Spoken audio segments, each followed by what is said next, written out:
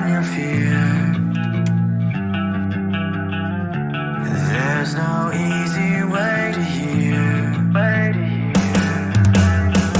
And all the memories you love to bring,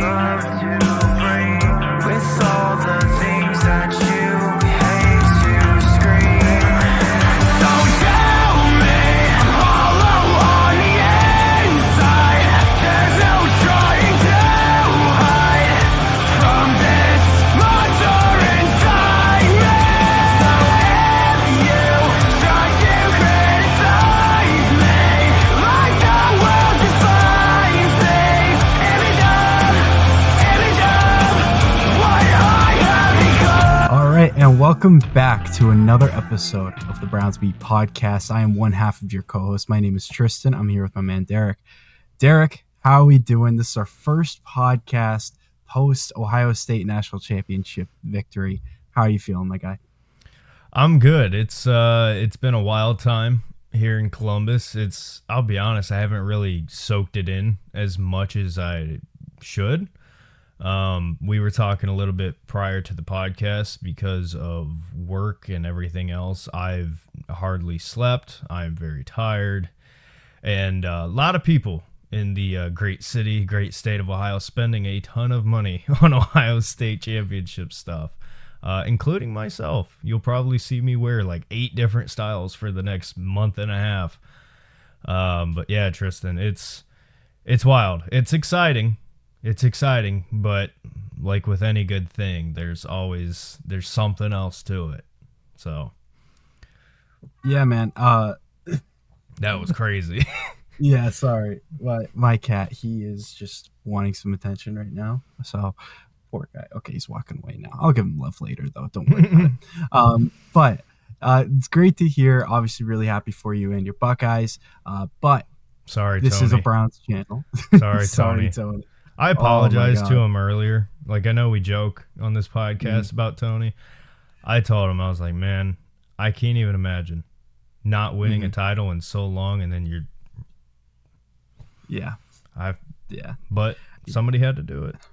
Yep, absolutely. Somebody had to. So, wish him the best with his recovery. And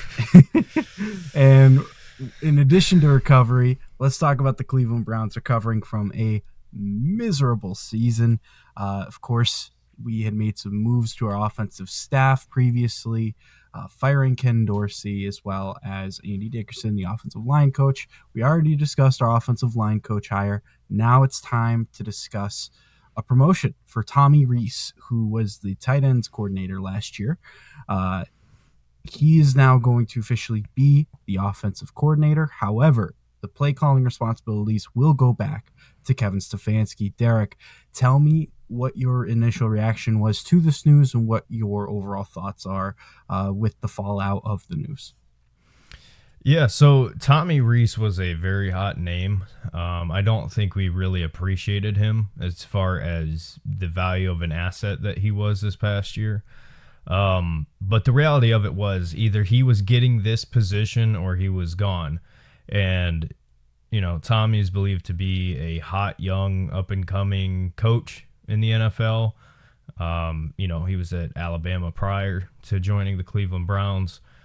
Very, very highly sought-after coach. And, listen, I think... for me, Tristan, I think this tells me a couple things. A, the Browns trust him because they've had him in the building and they see who he is, what he is firsthand. So they're confident in him as an offensive mastermind in whatever role that means.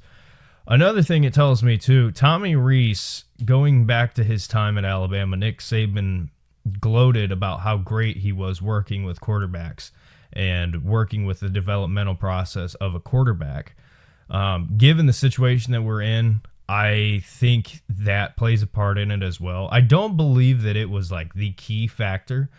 I do think the Browns genuinely wanted to keep him around. I think Stefanski wanted to keep him around. But I do think his history when it comes to the developmental process of quarterbacks and the evolution of offenses, I think it's a good hire. I think it's a good hire. I was kind of surprised. I thought Kubiak was going to be the guy. Um, but I'm not mad. I'm not mad at it at all. I think it's a really good thing. I think he's going to have positive influence. Because another thing, a lot of people look at it and they're like, "Oh, well, this offense was terrible. Why would you promote a guy who was a part of this offense?" Well, we've come to find out that obviously things were not the best, given the situation. So, as far as Tommy goes, I think it's great. I think it's great. The word going around town is we're not fully going back to just Kevin's bread and butter offense. We're going to evolve it the right way, the correct way, which is what it always should have been. It's what it always should have been. But Tristan, I wasn't surprised with it. Didn't really catch me off guard. It was just kind of like, oh, okay, like this is official now. But I don't know. When you heard the news, were you surprised? Did you think it was going to be Tommy? How did you feel about it? Yeah, so a little bit of surprise, not too much. So obviously, it was what really heavily reported that if Tommy Reese didn't end up getting the promotion here, he was very likely to get an OC job somewhere else. For those who are maybe a bit confused as to exactly who Tommy Reese is, why people value him around the league so much, you did a really good job of breaking it down. Nick Saban has really raved about him from his time in Alabama. And in terms of young guys who, in terms of pass game situations, he is pretty much the guy. I mean, I look at especially what he did at Alabama, or I should say more particularly Notre Dame, what he did with the tight ends in the passing game with tight ends, and it was very impressive. He's a young mind. He is pass focused, and I think that complements Kevin Stefanski well. When we scrap the Deshaun Watson offense, because it wasn't the Kevin Stefanski offense, it was the Deshaun Watson offense. Scrap that. Just focus on Kevin. It's been the big critique was his ability to have a dependable, reliable pass game. And the run game was our strong suit. Obviously with the switch that we had at the quarterback position and the schematic shift that we decided to make, didn't really work anywhere on the field on offense. Nothing was good. So for me, the biggest reason why I like this hire is because it's somebody Kevin Stefanski knows, and it's somebody Kevin Stefanski worked with, and he felt comfortable promoting him. We brought in Kubiak for the interview, and I correct me if I'm wrong, but that was the only interview that I saw that we did for the OC position, as far as external candidates. So for me, sounds like it was really just up to Kevin, because obviously Kevin was going to have that type of openness to Kubiak, because obviously he learned under Gary, so he was more open to bringing in Clint. But at the same time, Tommy Reese was somebody he was familiar with, and it sounds like Kevin Stefanski didn't want to lose him, and that for me, I think, shows a lot. I don't think that people should look too heavily into what our production was last year, just simply because the quarterback position was so unstable, and for two of the three quarterbacks, your passing game was non-existent. So I think that you really cannot look too closely at Tommy Reese's performance this season. And really, I think it's just a matter of, do you trust Kevin Stefanski? Because if you trust Kevin Stefanski, then I think you'll like this hire. If you don't, you'll hate it. And I think that's where a lot of people's opinions are right now. And whichever side of the fence you're on, there's not really any super strong evidence to support your grounding either way, in my opinion, at least. So it'll just be a wait and see type of thing. But I personally, I feel like this is the right move. Yeah, I agree. And I think the fact that Tommy is in the building I love promoting from within because it is so valuable to get personal experience with how somebody operates, how somebody just chooses to go about their business. Tommy is a guy that, at his age and kind of everything that he's done, the fact that he was so highly sought after tells you everything you need to know about him. I was kind of surprised with as far as Kubiak goes, because like you said, the ties back to Minnesota. But listen, at the end of the day, I think Tommy Rees is going to be a good hire, and I think he is going to be the evolution in the pass game. I think Kevin knows the forms and the sets that he's going to want to run out of. And then I think it's up to Tommy to take it to that next level as far as moving the ball downfield. And like I said, I do believe Tommy Rees is going to have a huge role in developing, most likely, whichever rookie quarterback that they decide to bring in, whether if it's a sit for a while, sit for a short period of time, or if God forbid they feel that person can start day one. He's going to have a big part. He's certainly going to have a big part. As far as Kevin, so it came out that Kevin Stefanski is going to take back his play calling. And listen, there was bits and pieces of Ken Dorsey that I liked. I liked the aggressiveness. I liked moving the ball downfield. But Tristan, let's be honest. End of the day, Kevin Stefanski has made his money here running his offense. That is the reason why we brought him here. It's the reason why he's been a 2-time coach of the year. Not that that's the be-all, end-all, but how do you do that as the head coach of the Cleveland Browns? You know what I mean? You got to have some sort of skill set. And let's be real, Kevin's massively overlooked when it comes to, we talk about the young upcoming coaches and the Kevin O'Connells, the Sean McVays. Mike McDaniel was a hot name there for a while. Kevin Stefanski's never really been that included in that list as far as an NFL landscape goes, as far as like fan bases. But regardless, point being, he deserves his respect. Like, he knows what he's doing. And let's be real. Let's be completely transparent. Kevin Stefanski, whether if we want to admit it or not, this is the year.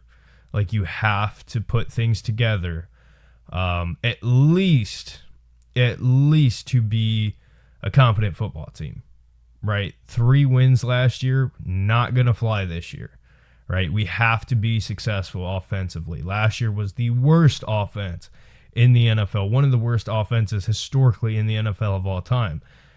This is Kevin saying, hey, this is why you brought me here. This is why I'm the head coach. Let me do what I do. And listen, I think Tommy Rees is great, but I do think the merge of what those two do best, I think is going to work out great. And I think this was absolutely the right move. It was the right move for Kevin to take back his play calling. Last thing I want to throw on here before I ask you, Tristan, if this remains the same, because Kevin said he reserves the right to change this, which I don't think it will change. If Kevin Stefanski is truly calling plays this upcoming season, bring in a running back. Draft a running back. We need to have better legs in that room than just Nick Chubb. And at this point, we don't even know that Nick Chubb's a guarantee next year. So that's all well and good. Kevin's offense is great. We know it works. The wide zone run scheme has worked historically for us. But the most important key factor is you got to have guys. You got to have guys at that running back position. Oh, by the way, how's Kareem Hunt doing? Yeah, it seems to be working out pretty good for Kansas City. So, Tristan, Kevin taking back his play calling duties. The jokes are going to be back about the Denny sheet. What say you? What say you on this matter? Yeah, I mean, listen, like it's very, very clear that under Deshaun Watson, he wasn't running his offense. And if he wasn't going to run his offense, it didn't make sense for him to call the plays. This is going to be his offense. So, yeah, he's going to call the plays. And prior to the Deshaun Watson arrival and the absolute travesty that was. Kevin Stefanski had been a really good play caller, really, really good play caller. There was one down year, Baker's second year. But again, Baker was hurt that season. And on top of that, decision making was not very, very good for Baker. So, but outside of that, Kevin Stefanski's offenses have been very, very good, very efficient, especially when it comes to the run game. And I absolutely agree with you, Derek. This team needs to make an investment at running back, whether it be free agency, which maybe if you can find good value, but I would prefer the draft. I think that there's a lot of good, young, talented running backs in this draft that I think will really, really hit the ground running at the next level. So I'm with you, Derek. I think that this is absolutely, you're going all in at running back in the draft for sure. I will also say, in terms of Kevin calling plays, I think it just makes sense. It just makes sense because Tommy Rees, like he's never called plays at the NFL level before. Sure, he's done it at college. You know, he's done a good job of it at college, but it's different. It's a different league. So I just think that for a season that clearly does have so much attached to it, and have a young guy coming in as your offensive coordinator, I don't think it makes sense to throw him the play calling responsibilities. I think that really, really what he should be focusing on, Tommy Rees, what his job should be, is two parts. It should be coming up with essentially being like a pass game coordinator, like an elevated pass game coordinator, coming up with pass game concepts that are going to work really, really well, given the scheme that Kevin Stefanski wants to run out of. As well as making sure that you're doing everything you possibly can to help the quarterback that is going to start next year. Derek, we don't know who our starter is going to be next year. It's not going to be Deshaun Watson. It's definitely not going to be DTR, right? And I mean, unless we sign Jameis back, but I don't really see that. So, Derek, we don't know who our starting quarterback is going to be. Hell, we don't even know if we know who our backup quarterback is going to be.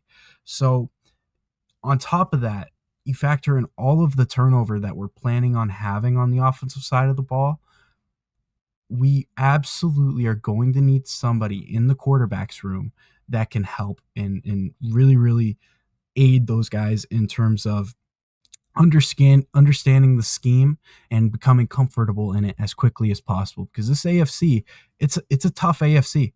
It's a very, very tough AFC.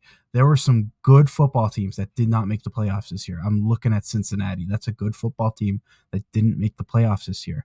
And then you look at the teams that did sneak in. Denver, LA, the Chargers, like they're good football teams. So it's going to be hard to fight for your playoff spot. You have to be able to get these quarterbacks and get this offense in general, in total, up to speed as quick as possible. And I think Tommy Rees's job should be to get that done with the pass game.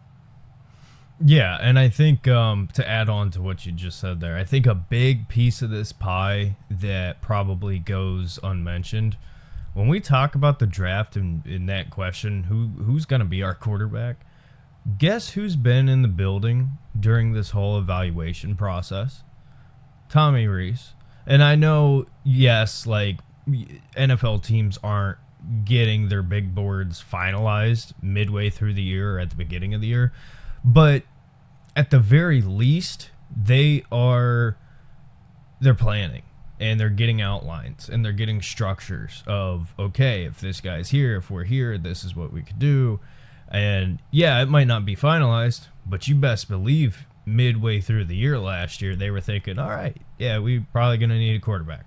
All right, let's take a look at our options. Who was here? Tommy Rees. And, you know, we'll talk about it here a little bit later on, but, you know, the Browns meeting with Shedeur Sanders, and then now that Tommy Rees is offensive coordinator, Jalen Milroe rumors. And this is going to be an ongoing thing until that pick is in. But I think the fact that he's been here through all this, he knows Kevin, you know, and there's positives and negatives, right? As bad as last year went, it was a good learning experience of what not to do and what Kevin doesn't want to do. So at the end of the day, I think this was a really good decision. And I'm excited to see how it plays out. I'm excited to see what this true, real evolution of Kevin's offense looks like. Because this is what we were told we were getting last year, and it wasn't. It was just a jumbled mess. I think this is the year, knock on wood, hopefully, that it's truly that next step of what works. So wait and see. Yeah, 100%. Completely agree with you there. With that being said, let's kind of dive a little bit deeper into something that you just mentioned, in particular, the Tennessee Titans. Their general manager came out with a quote saying that Titans will not be passing up on a, quote, generational talent. Derek, when you read that quote, what in your mind kind of like goes off? What are your thoughts when you hear that? So I'm actually gonna have you go first on this one. I'm gonna have you take this one first, and then I'll address it after. Okay. So here's what I'll say. Okay. Breaking news: teams want great players.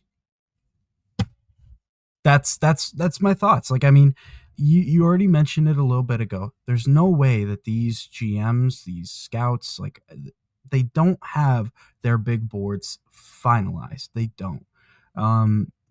In saying that, yeah, if there's generational talent, you want to pick generational talent. I just think it's a very blanket statement that a lot of people are reading too much into. I personally, I would be upset if my GM said, no, we're not looking to take generational talent. We're looking to take the team need. Like, no, obviously not. Like, they're never going to say that. Yes, of course, I want to take generational talent. I'm just not going to look too far into it. I'm not going to try to read the tea leaves or anything like that.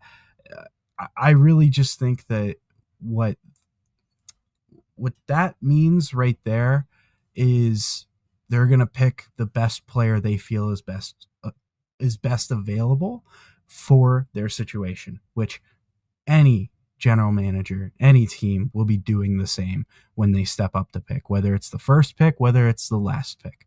It's what they're going to do. Sorry, I thought you were going to continue. I hit mute again. You're good. So the reason why I had you go first is because I think there are a multitude of ways you can take this. Okay. There's what you talked about where you can look way too much into it, or there's the other route of, hey, it's silly season, it is what it is.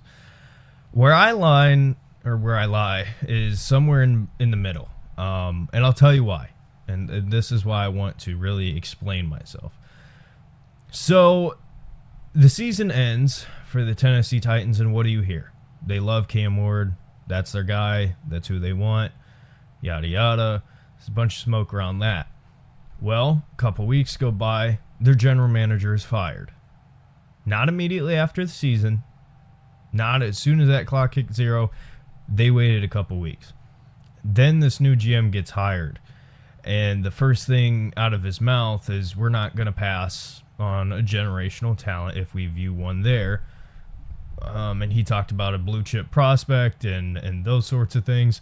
Now, Tristan, this is where I lie in the middle. I feel almost strongly on both sides, to where I'm going to sit here and tell you that it is January.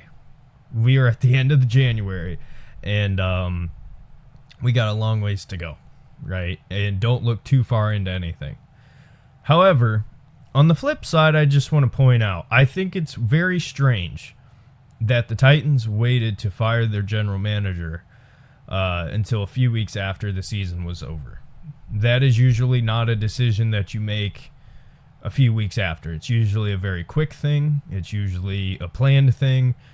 Because you want to jump out in front of these other teams, right? And a lot of teams, you see this on Black Monday, where a lot of these head coaches around the league get fired. And sometimes there are teams throughout the season that cut guys early because they know and they want to get a head start on some of these other teams. Now, I'm not saying that means anything drastic. I'm not saying look too much into that, but I do find it weird. Especially when the now former GM, there was so much smoke around one player, right? And that one player being Cam Ward. And I'm not saying, obviously, if you've seen this channel, you know I'm a Cam Ward guy. I'm not saying that because of this. I'm just saying it's very strange to me, Tristan, how you have a GM who's prepping to have the number 1 overall pick. All the smoke is around a certain player, and all of a sudden now that GM's fired. And now here we are, a new GM comes in, and the first things you hear out of his mouth is, hey, if we view there's a generational prospect, we're not going to pass on him. I think it's strange. I think it's very strange. And yes, it is silly season. Yes, it is very, very early. But I do think there is a real chance. I'm not saying it's going to happen, but I do think there's a real chance that Travis Hunter goes 1, right? Because when you're talking about generational, Tristan, there's a lot of guys in this draft that I really, really like. You know the guys that I love, and you know the guys that I'd be thrilled to have. There is one generational talent in this draft, and his name is Travis Hunter. That's it. Now, obviously, there are guys that could be great, could end up being just out of this world. Abdul Carter's a name you could throw in there. He's been talked about at 1, possibly. But for me, when it comes to what he was talking about, guys that flip chances for you when they're on the field, I think there's something to it. I'm not going to say too much. I'm not going to look too much into it, but I think the chances of Travis Hunter going 1 went from probably like 15 to 20% to now I think it's closer to 45-50. I think it's jumped up significantly. Now, what that would mean for the Browns, you're sitting there at 2 with both quarterbacks on the board. Both of the top quarterbacks. So if you like one of those guys, congratulations, because you're sitting there with both of your options there. We can talk about, obviously, what to do this whole entire offseason, but I don't know, Tristan. I don't know if you get what I'm picking up with this, but for me, I think there's a lot of timing. There's a lot of random stuff with this.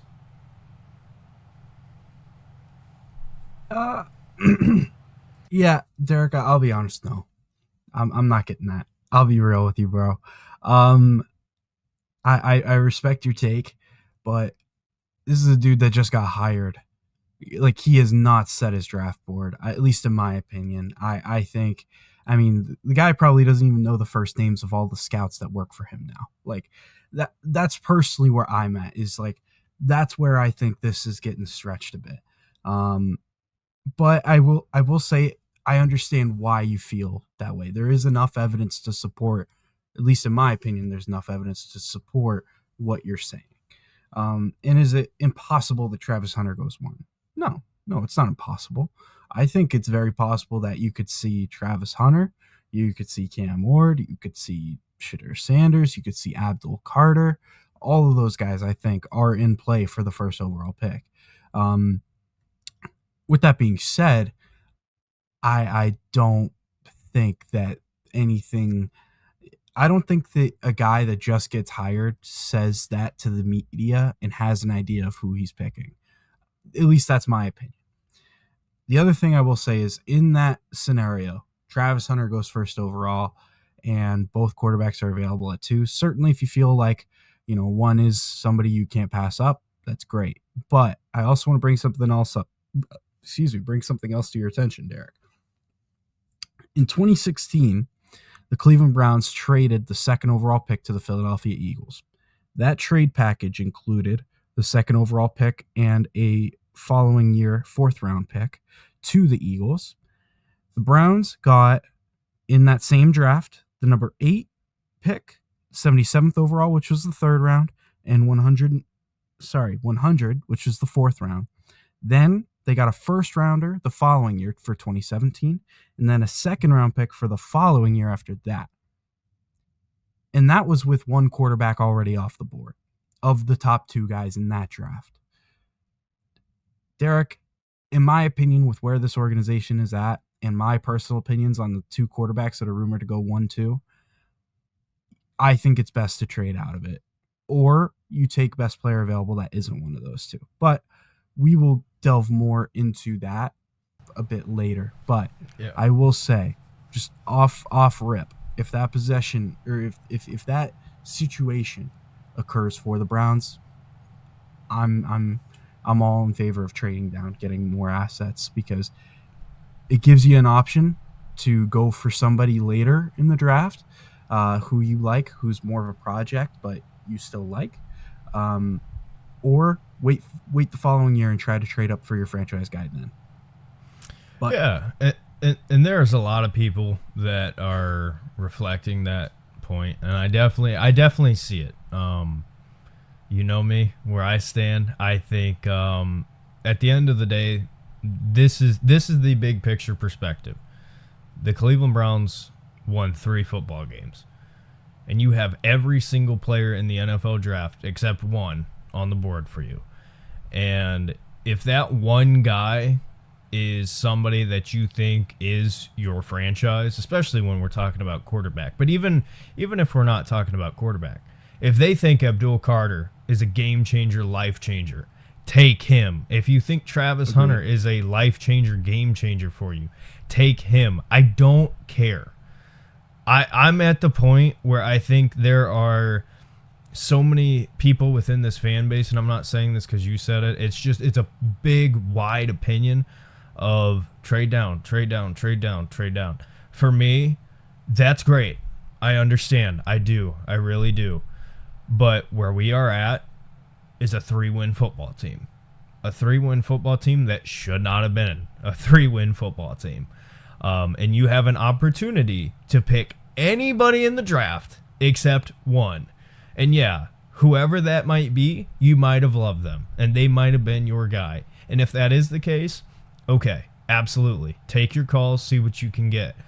But I swear to you, Tristan, if we leave the draft and it turns out the Browns were in love with Shedeur Sanders or Cam Ward or Abdul Carter or one of these guys, and they were on the board and the Browns traded down, I'm going to absolutely lose it.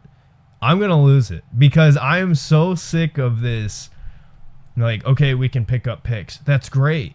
But what happens if you get 3-4 picks, one of them turns out to be solid to good for you, and the guy you could have had is a great elite talent? Like, I understand it, and I know at the end of the day that comes down on the scouting department, and this is a much broader conversation, so I'll cut it off here. But for me, if I was in charge, I'm staying at 2, and I'm picking at 2, unless I get a haul that blows my mind so much so that whatever I view in the future, I could find a way to pull off. Like, that to me would be the only way, and I just don't think that's the case. I don't think that's gonna happen. I could be wrong, but yeah, Derek, if I'm being honest, I think if I'm predicting what I think will end up happening, I think the Browns do stay and pick at 2. I don't think it's quarterback though, and I think the first 2 picks in this draft will not be quarterbacks.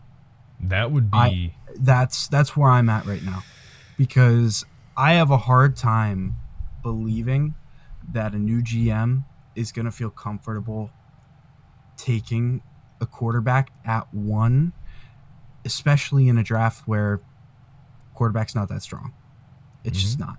And he also was a part of the front office that picked old Bill Levis. So yeah, he could like him. I mean, it sounds crazy, but yeah. I mean, hey, listen, I liked Will Levis coming out of the draft. So you know what?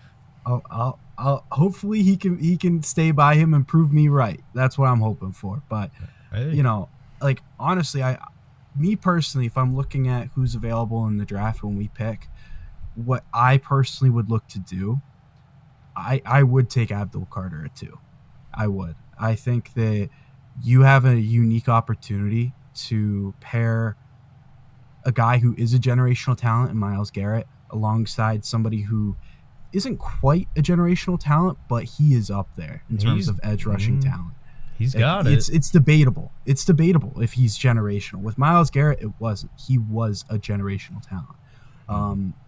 But it's debatable with Abdul Carter. And I think that you have the opportunity to pair 2 potential Hall of Fame level defensive ends together. Like, I think that what that would do for your team is very, very impactful. And what it could do for your defense and how good your defense could be because of that, man. Fair enough. I think it would be so hard to pass up on if that was me. And then also, as I've scouted more further down the board, I would prefer taking some of the other project quarterbacks, either early second, late first, rather than the guys that are at the top of the board in the first. Personally, I just think that the odds of hitting are about the same. And I think that you can still get a player at 2 that's a generational talent. And I hear you, Derek. Like, I really, really think that the Browns could choose to stay and pick at 2, and I would prefer, honestly. I think that there will be a guy there that will be worth the pick, whether it be Hunter or oh my goodness, Abdul Carter. Yep. You know, who one of those 2 guys, if not both of them, I feel very confident saying that those are Pro Bowl, all-pro level guys at the next level. Yeah. I mean, like, bro, we got to look at it as what it is. Like, it's basic math. There's number 1, there's number 2. And you can name, okay, Shedeur Sanders, Cam Ward. One of them will be there. Abdul Carter, Travis Hunter. One of them will be there. Like, it's basic math. And at the end of the day, like, for me,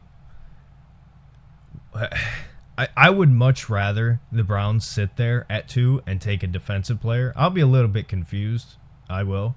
Because you had the worst offense in the NFL. But I will understand it more than I would trading down. I think the difference where I lie at, and listen, for anybody out there who's like, oh, put your money where your mouth is, I have.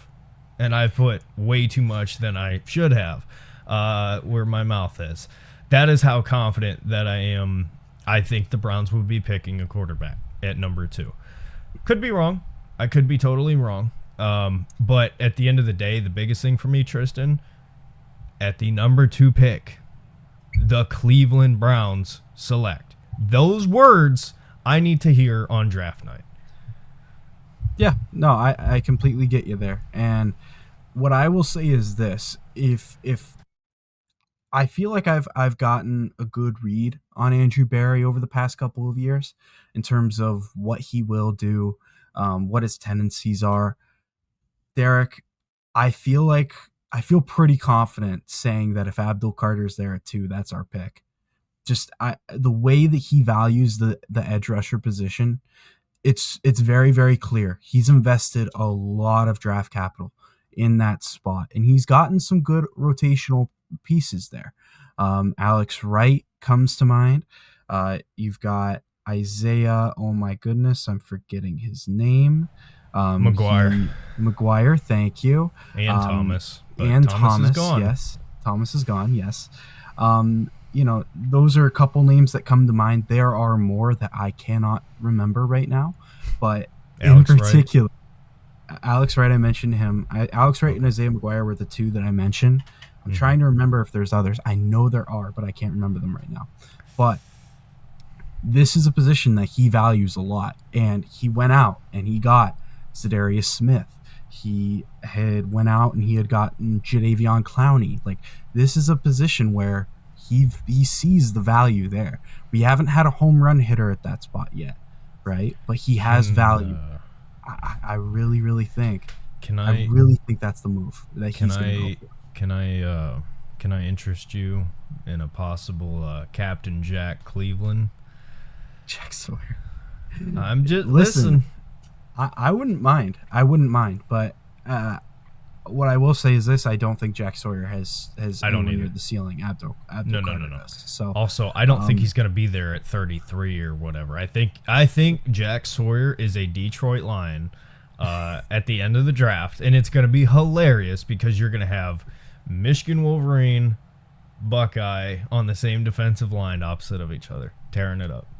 I could see it. I could see it for sure. But what I will say, Derek, is I personally think take Abdul Carter at 2, and then you trade up for like one of the last couple picks in the first round, and then you either pick like Jalen Milroe or you pick like Jackson Dart, somebody who's going to be more of a project guy, but you get that extra 5th-year option. They're on a cheap deal.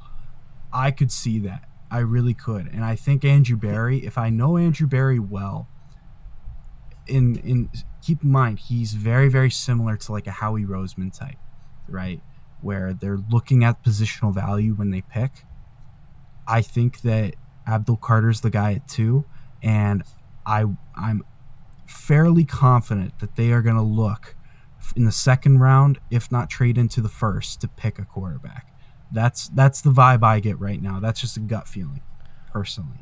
Well, I mean, obviously, if you've heard us talk about this before, we disagree on this and probably will until the pick is made. So we'll see. But perfect transition because in Browns quarterback news, there's been a lot of buzz flying around, not just Browns fan pages, but NFL fan pages, that the Cleveland Browns confirmed have met with Shedeur Sanders and his people at the Shrine Bowl.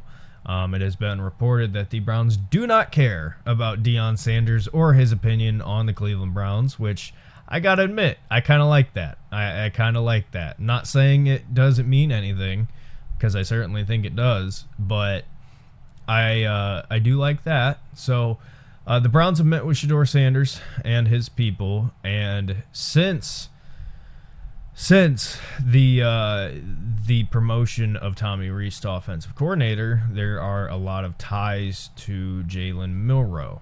Now, before we even dive into this, I want to make everybody aware, none of this matters. None of it. And I know we're about to talk about it, but none of it matters. The Browns are going to meet with Shedeur. They already have. They're going to meet with Cam Ward. They're going to meet with Milroe. They're going to meet with Jackson Dart. They're going to meet with Billy Buckeye. They're going to meet with everybody. Because listen, at the end of the day, this is what you do when you are a quarterback needy team with the number 2 pick in the NFL draft. You're going to meet with every single option at quarterback. All I'm going to say, I'm not even going to say it because I'm not going to put it out there. But, yeah, none of this matters. None of this matters. So with that being said, Tristan, what's your opinion? Yeah, I mean, listen, the Browns have an obligation to dot their I's, cross their T's. If they're going to pick a quarterback too, they have to have done their research. They have to have done their homework, and they have to get it right. That's honestly any position at 2. If you're picking there, you have to hit. So yeah, I really don't read too much into like an interview with Shedeur Sanders. I mean, honestly, like I think 10 teams, 12, 15 teams could interview Shedeur Sanders. Does not mean they're going to take him. Some people might look at it and say, well, he's the first one to interview, so maybe that means he's the first. These guys are just, they have different availabilities, different times in the off season. It's not a matter of they like one more than the other, so they're going to interview that one first. That would be way too obvious of a hand to play in terms of, trying to trade, giving your hand away. So yeah, no, that's not the case. Just to throw this in real fast to further push up your point, Shedeur Sanders is the only prominent quarterback at the Shrine Bowl. So if you think the Browns were going there to meet with somebody else, no, he was the only one. So there's a reason why they're there. That's why. Yeah. So yeah, I just don't read too much into it with Shedeur. It's the move that the Browns have to make. They have to interview the top talent available at a position of need. So that's that's all I'm going to read into it. In terms of the Milroe rumors because of Tommy Rees, what I'll say is this decision is not going to be made because Tommy Rees has a connection with a quarterback. That's not what's going to happen. It's going to be Andrew Berry signing off on or giving his recommendation for a pick, and he's not going to pick a guy if Kevin Stefanski doesn't give the okay. And also, as much as we would hate to say it, ownership has to sign off on it too. So there's a lot of say in this pick. A relationship with a newly promoted offensive coordinator, that's not going to be what sways the decision to pick Jalen Milroe. That's way too short-sighted, because who knows, in a year, 2 years from now, Tommy Rees does well here, he's looking at a head coaching job. So it's way too short-sighted and in the moment, I should say, to decide to pick a quarterback because he matches with your offensive coordinator. That's not going to happen. So just honestly, it's silly season. You're going to see a lot of headlines that the goal of the headlines is to get you to click onto the article so that way they can get ad revenue. So Yes. don't buy into everything you read. I was not buying into Diana Rossini when she said that we were definitely picking a quarterback at 2. I don't think that we had our board sorted yet, and we for sure were going to pick one of the top 2 guys when she said that, right? Not saying that Diana Rossini isn't a legit reporter. She is a legit reporter, but I'm just not going to buy into it at this stage. Well, the funniest thing is, and they talked about this at UCSS, it doesn't matter. Like, you're going to have a report come out in probably a week. The Cleveland Browns have met with Cam Ward. A week and a half later, the Cleveland Browns are meeting with Jalen Milroe. You know what I mean? Cleveland Browns are meeting with Quinn Ewers. And every single time, every single time it's going to be, oh, he's the pick. They're meeting with him. He's the pick. They love him. And you're going to hear those reports too. They were blown away by Will Howard's knowledge of football. They were blown away by Jalen Milroe's ability to break down defenses. Like, listen, this is why I'm so excited to have the number 2 pick and need a quarterback. And I know we disagree on it, but like I said, I'm of the belief we will take a quarterback. And that's what makes it so fun for me, is like the level, no offense, Browns fans, a lot of you are really stupid. A lot of you are really stupid when it comes to fighting each other. They talked about it on the UCSS. This is the most divided fan base over nothing. Everything we do, just cut it down the middle and pick your side. Like, it is crazy. It is crazy to me how things get handled here. And you said it perfect. They're not gonna pick Jalen Milroe because of Tommy Rees, right? And if there's anybody who knows all of Milroe's flaws, which I like Milroe a lot, I do, but he has significant flaws in a good amount, it's Tommy Rees.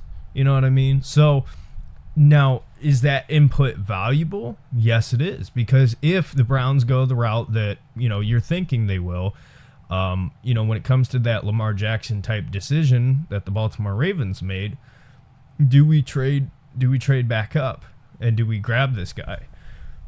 That is something where it's like, okay, Tommy, you know him better than anybody else. But at the end of the day, it's not that big of a deal. Tyvis Powell works with the Cleveland Browns, and he also works with Ohio State. He knows Will Howard. He's seen it up close and personal. It's the same thing there, right? When it comes to the Browns evaluating some of these guys, they're going to exercise every resource they can. Doesn't mean anything. Does not mean anything at all. And you mentioned it. It would be a failure on our part as an organization not to. It would be an absolute failure. Now, last thing I'll say on this, you're right. And whether people realize it or not, you are more right than you know. This decision is not completely Andrew Berry. It's not completely Kevin Stefanski. Jimmy and Dee Haslam are really, really big into this. Whether if we want to admit it or not, whether if we like it or not, they are. Let's just be real. Let's put it out on the table and let's just accept it. They're going to be big factors in this. Now, do I think it's going to be as bad as it has been? No. Do I think Jimmy Haslam is going to go find a man on the street and say, hey, do you like this guy or this guy? You know, I don't think that's going to happen. But let's be real. Jimmy could say, you're not picking the next quarterback. How do I know you're going to be here? Or Jimmy can say, we're not picking a defensive player. Our offense was terrible. You're taking a quarterback. Pick the right one. Like, Jimmy Haslam is Jimmy Haslam, right? And I've said this a billion times. He is trying to sell tickets for the Brook Park Browns. That is where he's at, right? Whether if that's where we're at or not, doesn't matter. It's business. It is business. And, you know, Tristan, we had a conversation a little while ago on, you know, who's going to be on this team when the Browns move into that stadium. And we brought it up. Is Deshaun Watson? Well, we already know the answer to that. No. Not a chance. No. Not a chance. So what we're doing now is we have the luxury of sucking enough to the point that we do have number 2. And getting lucky that some other teams decided to screw themselves and win. And we're in a really good position.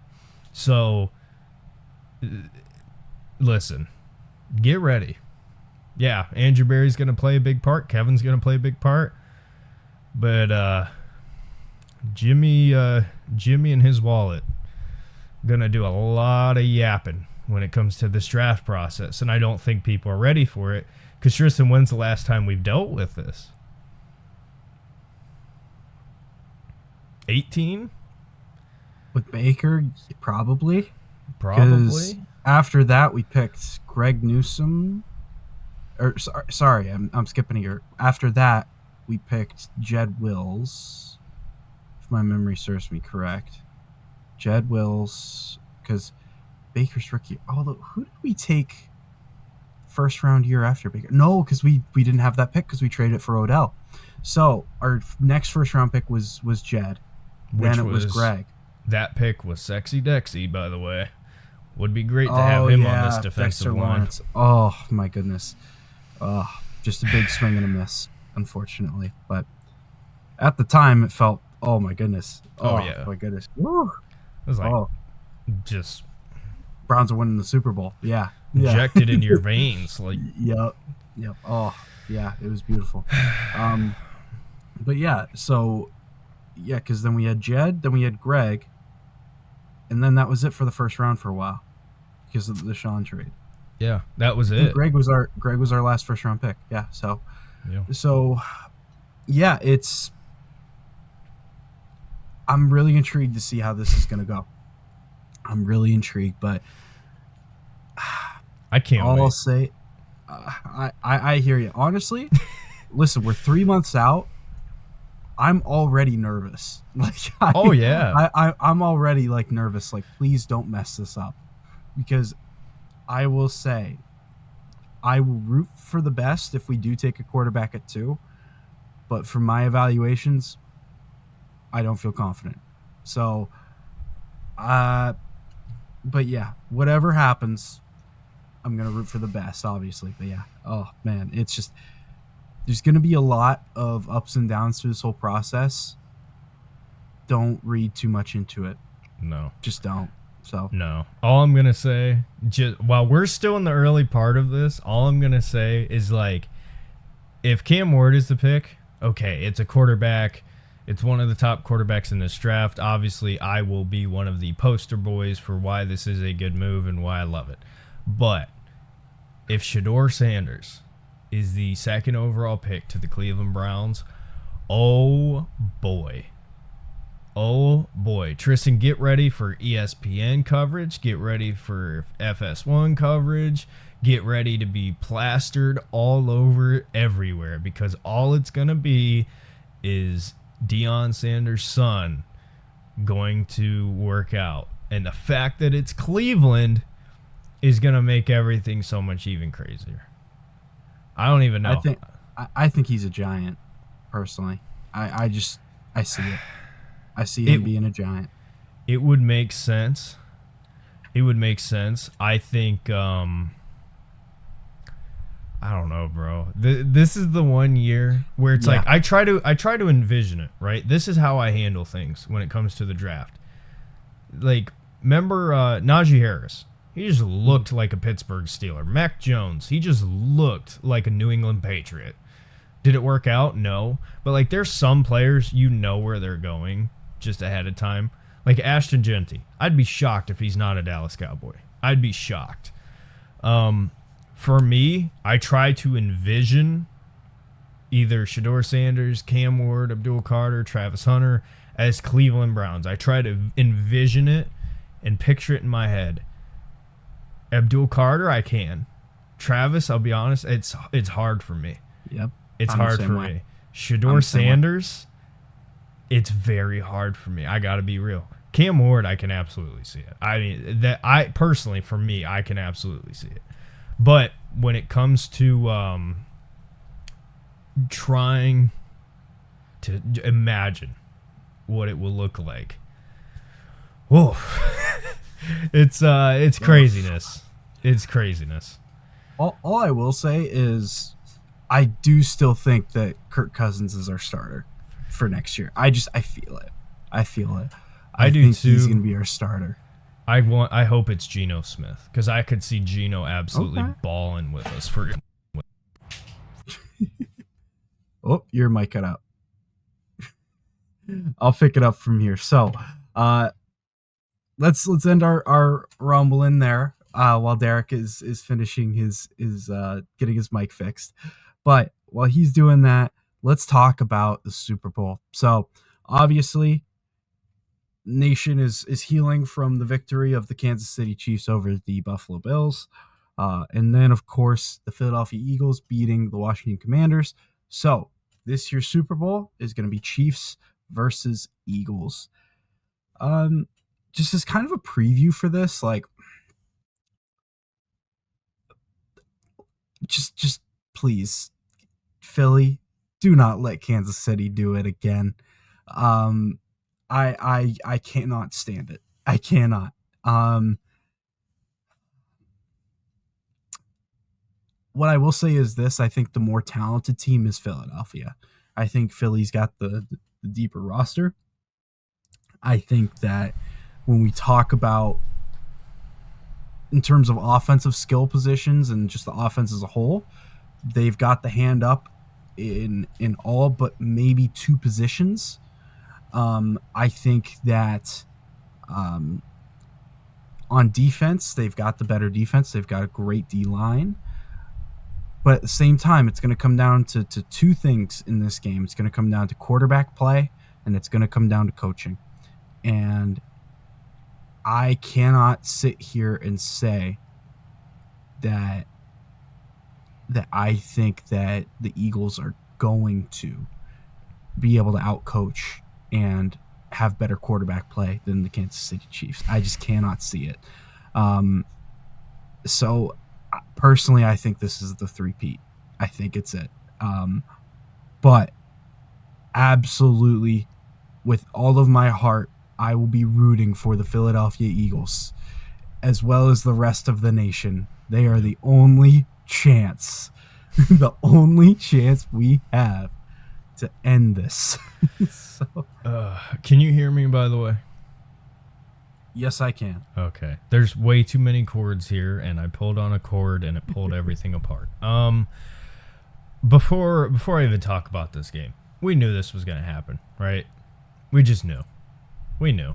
And so much so that when the Bills got up by 2 scores, I decided to jump on the old DraftKings machine, and with the boost that they gave of 33%, I threw the max you could put on $20 and ended up winning $50. So, you know, if there's any positivity coming out of the Chiefs and everything being rigged for them completely, at least I took advantage of the NFL screwing everybody and screwed over DraftKings. So they're never going to sponsor us now. Listen, the Bills, it's sad. It's heartbreaking. I can't even imagine being a Bills fan, right? And I know there's a lot of teams like, oh, what do you mean? Like, getting there is a huge thing. Yeah, 100%. But there's something about falling short every single time, too. We're on 4 years straight. 4 years straight. 4 years straight of losing to the Chiefs. And also, thinking about their old history, they lost 3 straight Super Bowl appearances. Yep. Derek, I would lose my mind. Yeah. No wonder why they break tables. Like, they've felt enough pain that is just a painless experience, and they just like to show it off to the rest of the NFL. Mm-hmm. They have been through torture. Yep. And all I'll say is this: I was rooting for the Bills hard, like heavily, absolutely. Now I hate them because, dude, this is your 4th chance. Get it done. Just beat them. Beat them. Joe Burrow only needed 2, and he did it. Come on, just get it done. God. Listen, it's frustrating. It's very frustrating, but we knew, and I don't want to get conspiratorial here, but the whole Super Bowl logo being red and green, it was kind of like, all right. With that being said, it's hard for me, Tristan, I'll be completely honest, it's hard for me to even evaluate this at an NFL game, because I'm to the point where I think this is just such, like, I don't want to come out and just say scripted, because football is not scripted. You can't script every down. You can't script that. Like, it's just not. Influenced? 1 billion %. 1 billion % influenced. Uh-oh. I'm good. It's just so obvious, right? When you look at the Chiefs this past year, they weren't that great, but they were winning games. Why? Because they would get calls, and I know it goes both ways, but point being, you said it. It's going to be the 3-peat. They're going to make it happen. I would be shocked if they didn't. It would be a miracle if they didn't. And the good news is, I think after this Chiefs 3-peat, they'll set history. They'll be the first team ever to do it. It'll be all sunshine, rainbows, and roses. Travis Kelce and his, will retire. He will join his brother on his podcast full time, and he will be out of the league. And I think the new era of the NFL will begin. And I think we'll get a couple years of peace where there will be another team that will rise in the ranks. Hopefully it is the team located in Northeast Ohio. Probably not, but one can hope and pray. And I think the Chiefs. I think the Chiefs 3-peat. I think that's just, it is what it is, and it's crazy because I'm one of these people that I hate those NFL is rigged, and I hate that. I'll be honest, I do. I hate it. Don't like it. Don't like when people say that. It's football. Go out and play the game. But it's like, at some point, stuff is real, right? We can say, oh, you're just making excuses. There's some things that are real that a lot of people don't think is real. And I'll just leave it at what's going on with the Chiefs is more than just a football game. All right, let's leave it at that. And hopefully, if they win this, we'll get our years of peace. We'll get our years of no more Chiefs in the Super Bowl. They'll probably be in the playoffs. Mahomes will still win MVPs. But man, because Tristan, imagine if it's not, right? Let's just say the Chiefs win, they 3-peat, and they're in the Super Bowl again next year. Like, people hated Brady. Oh, Patrick Mahomes is going to be beyond hated. Beyond hated. And I like him. That's what makes me so mad. I like him a lot. Like him a lot as a player. I love the way he plays the game. I think he's great, but it's like it's hard not to hate him. It's just hard. Yeah. I mean, especially with his charming voice. I mean, it's really hard to hate the guy, you know? Yeah. Just but no, I here's what I will say. Like I don't believe it's scripted. I'm with you on that. No. Did the Chiefs get an upper hand in terms of officiating? Yes, I do think that you can say that Kansas City got more timely calls that benefited them than Buffalo did. But at the same time, I mean, Buffalo lost by 3 points. They went for 2 twice and missed both times. The one time Kansas City went for 2, they got it. So when you're in a game where the margins are already going to be slim, you have to execute, and they didn't. Buffalo had opportunities and they didn't. The first down call, was it not? Camera angles are going to make it look like it was an obvious first down. Some angles are going to make it look like it was obviously short. I will say, to me on the broadcast in real time, it looked very close, but I thought he was short. So I'm not here to play conspiracy. I think that ultimately I'm not shocked when yet again in the NFL the best quarterback and the best head coach win. Who would have thought? You know, like, who would have thought that would be possible? You know, like that's just where I'm at. Like, you know, like, no offense to the Bills, they're a great football team, but when we seriously look at it, the things that matter most when it comes to winning football games, coaching and quarterback play.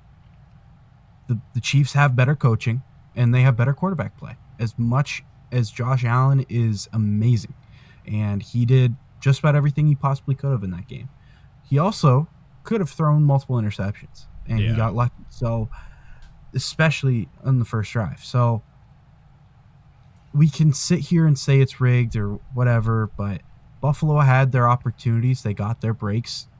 Yes, officiating went more in the way of the Chiefs. It's football. Yeah.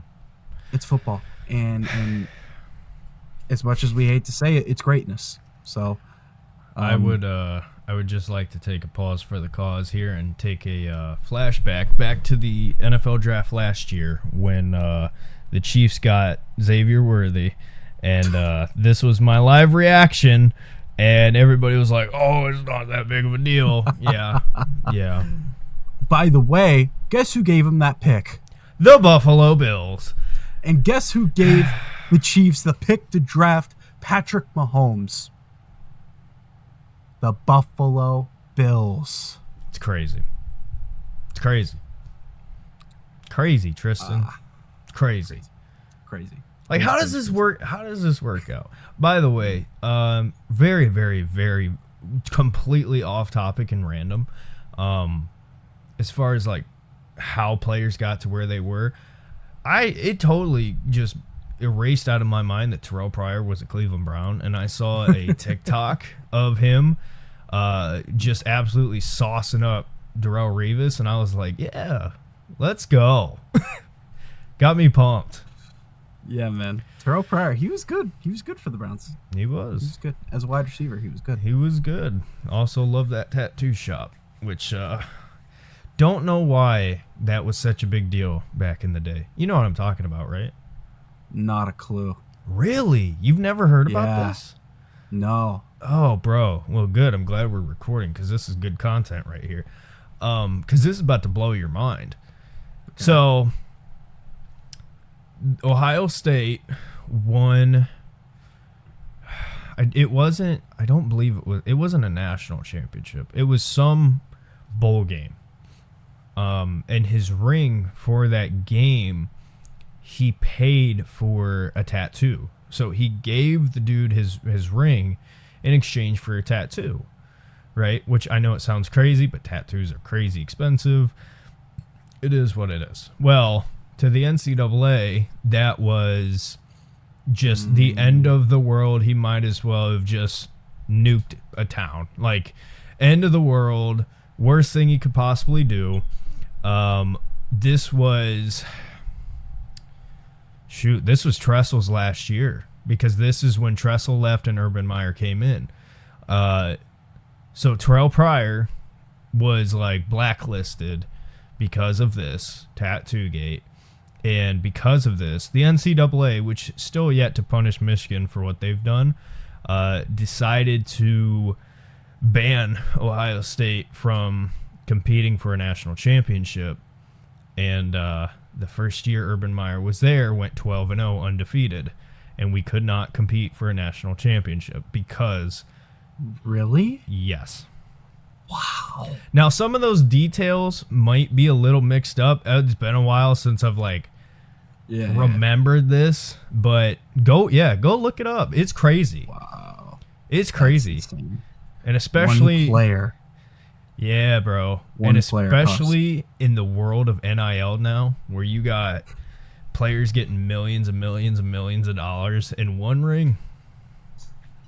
One ring. Let that be a lesson to you guys.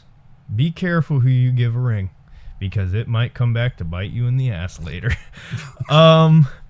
What a great way to end the podcast, Tristan. Great transition to the end. There you go. All right, everybody. Go Browns, I guess. Let's hope the Chiefs lose. They probably won't. So, yep. See you next year.